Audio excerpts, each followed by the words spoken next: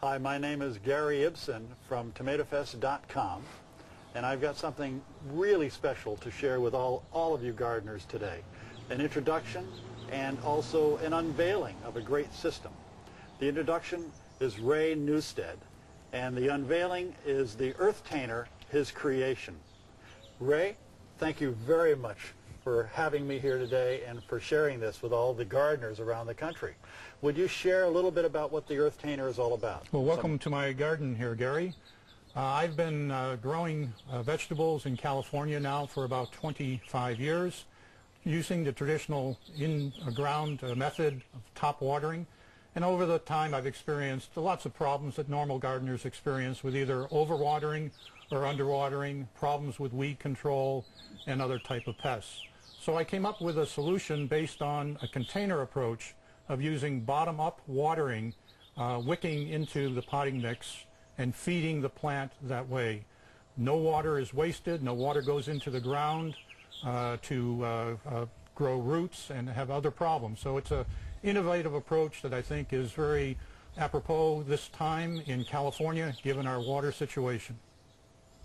I'd like to point out, too, that the EarthTainer immediately touched me as a resolve to some of the problems I hear my readers contacting me about, not being able to grow in a patio on a 15th floor of a building in the city, or having gopher problems.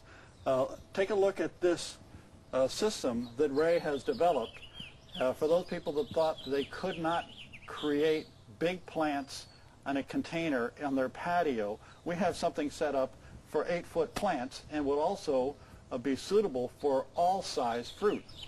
A lot of people have the impression that only small fruited varieties or determinate varieties are good for container planting or that small patio planting. And this shows you that any variety of tomato, big or small fruit, will be suitable for growing a large plant in a container with the system that Ray has created. Okay, so we're going to go over and actually construct one of the EarthTainers. You just need basic hand tools, a power drill, and it takes about an hour and 25 minutes or so to fabricate one from start to finish.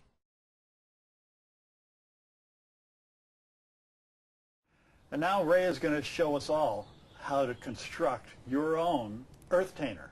Ray will give us the details. I guarantee it's going to change your life for patio gardening from a container system. Ray, would you please give us some examples here of what you've got in mind for us? Okay, happy to, Gary. We talked a bit about the traditional top-down watering approach where water goes onto the plant but also goes out onto weeds and spill-off. What I wanted to show you here is the principle of bottom-up watering that is employed with the EarthTainer design. And if you take a simple sponge, put it in water, the water will wick up by capillary action into the sponge. It is the same principle that we're using here in the EarthTainer of having a water reservoir in the bottom with water wicking up through the potting mix to the root system of the plant. This way the plant takes just as much water as it wants, no more, no less. So now we'll go into the construction techniques for the EarthTainer. You can see we're outside here today working on the deck. I wanted to do this to show that we don't need very expensive power tools, table saws, bench grinders, or anything of that nature. So what I've done is I've taken a basic 31-gallon Rubbermaid container purchased at Lowe's, and this will become the base of the unit. I have a second EarthTainer, or a second container here that will become the aeration bench. So we're going to sacrifice one of these, so to speak, to make a complete EarthTainer. Okay, my goal in developing the system was to be able to use commonly available materials at Home Depot, Lowe's, or Walmart. One of the key elements of the EarthTainer is the wicking basket. And for this I used what is called a pond basket that I found at Home Depot in the water department. So this will become the basic element where potting mix will be installed, and that will wick water up into the root system. What I'm going to do now is use the wicking basket as the dimensional cutoff for the section we need to place into the container. And Gary, if you just help me rotate this, the basket or the container around. Oh, yes, okay.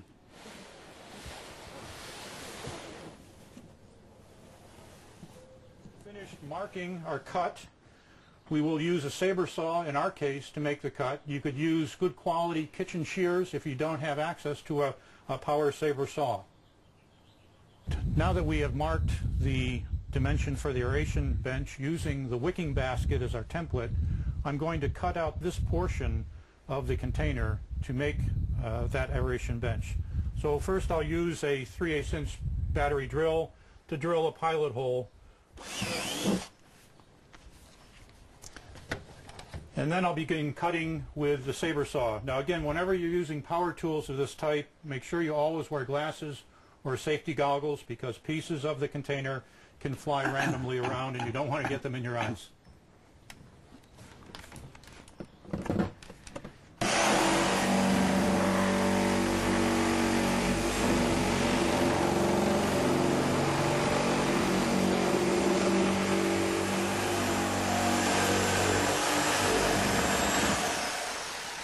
Now, if you don't have a power saber saw, you can take a good pair of kitchen scissors, kitchen shears, and cut the material that way. It's a little more difficult, but it can be done if you don't have access to a saber saw. There you go. And this will become our aeration bench, in which the wicking basket will be installed. So the next step we're going to do is to measure and place our wicking basket into the aeration bench and secure it. So I'm just going to mark dimensionally where the outer edges of the wicking basket are.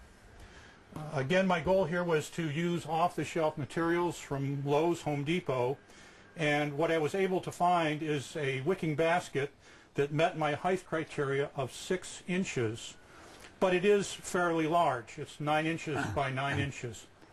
What we're going to do when we cut out and place the wicking basket in the aeration bench is to reduce the orifice down to about 8 inches by about 3 inches. And I'm going to drill 4 pilot holes, which will then use sheet metal screws to secure the wicking basket underside the aeration bench. For our next step, we're going to attach the wicking basket to the bottom of the aeration bench. And for that, we're going to now drill 4 holes, and we'll use sheet metal screws to attach it.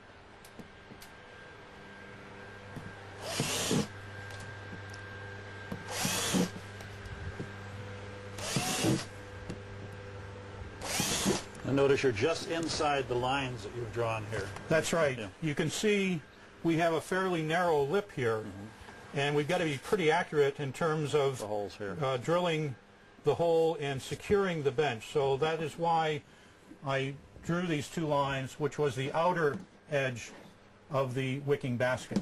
So the next step I want to do is actually cut out the orifice. So the orifice size will be approximately 3 inches wide by 8 inches in this dimension here. It's nice to get it fairly centered if you can. I just mark a 3-inch section there and just kind of eyeball it, come down here, 3 inches, and this will then be my cutout. You can try to use a saber saw and just rough cut in, but it's much easier if you just drill the 4 holes in each of the corners.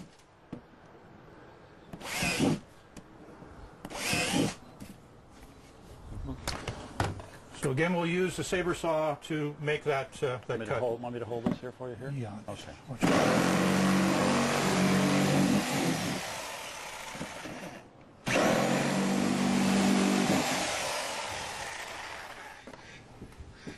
Okay, so now we've got our cutout where the moisture is going to wick up through to the root of the plants. So now we'll place the wicking basket under their aeration bench, And here you can line up the lip of the basket to where I drilled the 4 holes. What we're going to use are self-tapping screws, number 8s by 1/2 inch. And we need to change the drill bit to a Phillips head. And you can use a small drill bit to make sure you've got contact with the wicking basket itself.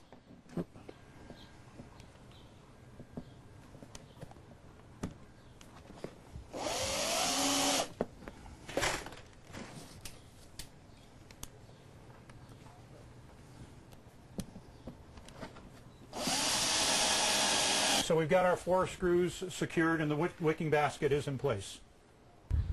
Okay, we now have the wicking basket mounted firmly in the aeration bench. And one of the challenges we're going to have is that when we try to put one container cut off like this down inside the other container, it isn't going to fit very well. So what I've come up with is a technique to create a slip joint, and we're going to just use our saber saw and cut a sharp, acute angle on the 2 opposing corners of the aeration bench. We'll cut it down about 3 inches into the aeration bench.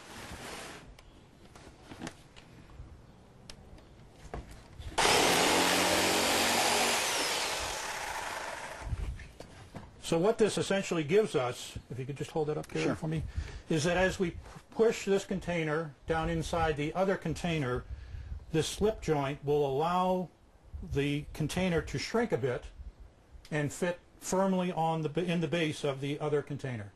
Next, we are going to drill aeration holes into the bench here.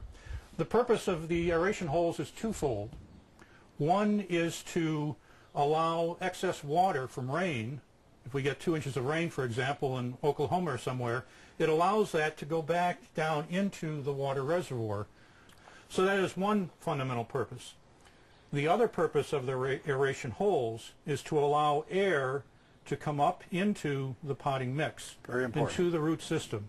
Because, Gary, as you know, in-ground planting, worms perform, and other insects perform that function of bringing air or allowing air to enter the root system. In a container, you don't have worms growing around, so you need some mechanism for the air to get into the root system. Perfect. There's no formal pattern of this. I'll just drill holes around here. You don't want to go Rambo on it by just saturating it like Swiss cheese. So we'll just drill some uniform holes around the container here. And I'll start up at the top here. Again, I'm using a 3/8 inch drill bit to make these drill holes.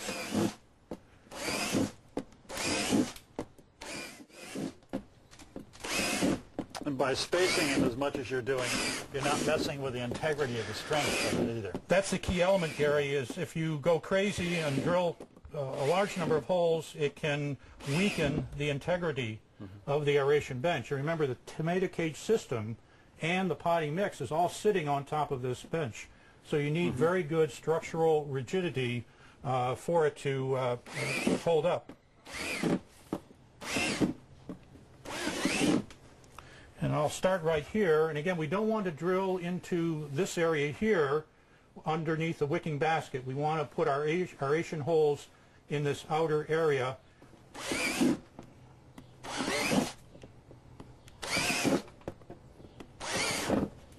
Again, you could take a pen and mark the dots if you're challenged from eye-hand coordination.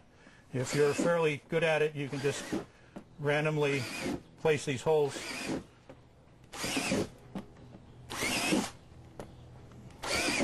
I'm going to put you to work here in a minute, Gary. Sounds good. And I notice you're staggering the holes too, also for that integrity, maintaining the strength of the whole system. That's correct. You want to keep as much rigidity into the system as possible and not create an area of weakness in the container. So I'll put you to work here, Gary. Maybe you can drill over on this side and replicate that. Here, let me- Thanks.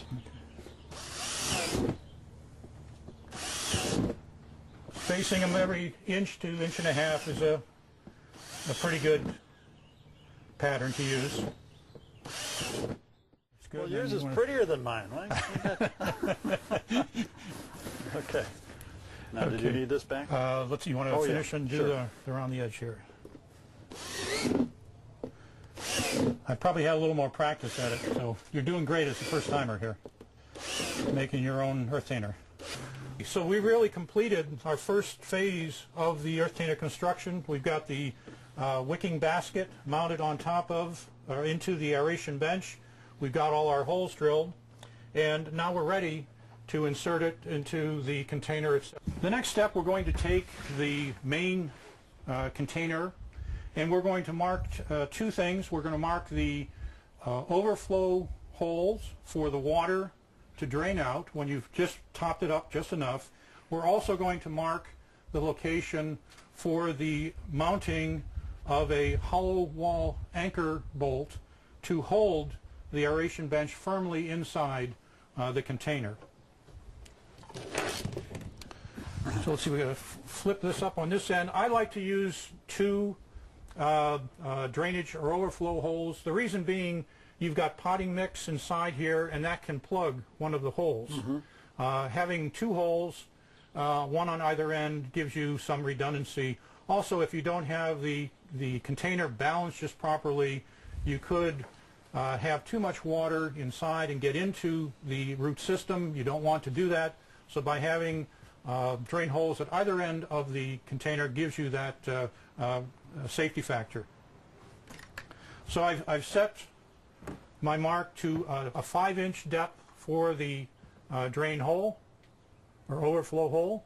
I'll just mark it in the center there, and if you can flip that over, Gary. And we'll do exactly the same thing here. Again, a 5-inch from the bottom will be our overflow hole. Now we'll set it on the side, and here we'll set our mark to 5.5 inches for the hole for the mounting bolt.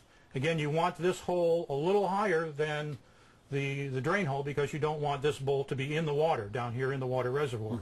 So by keeping it up there, it keeps it in air rather than in water. And we'll do the same thing over here on this side, again in approximately the center of the container. So we'll drill those holes later on when we assemble the container and the aeration bench together.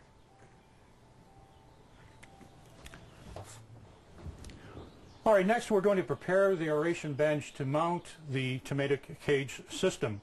It's very important when you build a self-supporting cage system to use the heaviest gauge tomato cage that you can find. What I'm using here is a product that I purchased at Walmart for about $5.20. It's an 54-inch high by 18-inch diameter cage, and the rails are 3/16 of an inch thick. You want to make sure you're using a very, very sturdy cage. I've seen cages that are much thinner, and in the middle of the season, the weight of tomatoes will just collapse the cage. So spend a little extra money and get the heaviest duty cage that you can find. And as I said, this product I found at Walmart. So next we're going to drill the mounting holes. And what we'll want to do in the aeration bench, since the weight of the tomato cage and the tomato plants themselves will be pressing down on the aeration bench, we want to find the hard points, the most rigid places in the container in which to have the tomato cage rest. So again, we don't have to measure, we can just kind of eyeball and feel, just use your thumb and press to find where a good point to drill is at. Here again, we'll find a hard point in this area here. Another one here. Let me get this side.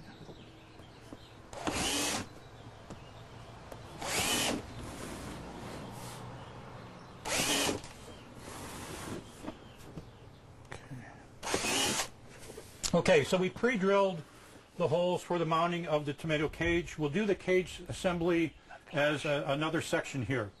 The final step on the aeration bench is to drill a hole to accommodate our filler tube. This is 1.5 inch Schedule 40 PVC water safe pipe that I cut to a length of 19 inches.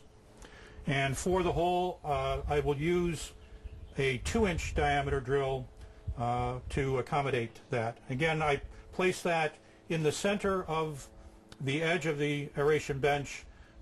Putting it over on the side would weaken the support for the tomato cage. So the best area is right here about in the center. I'll just punch that right through, and that's where it will reside in the aeration bench. Now we'll go on to the next phase of assembling the tomato cage system itself.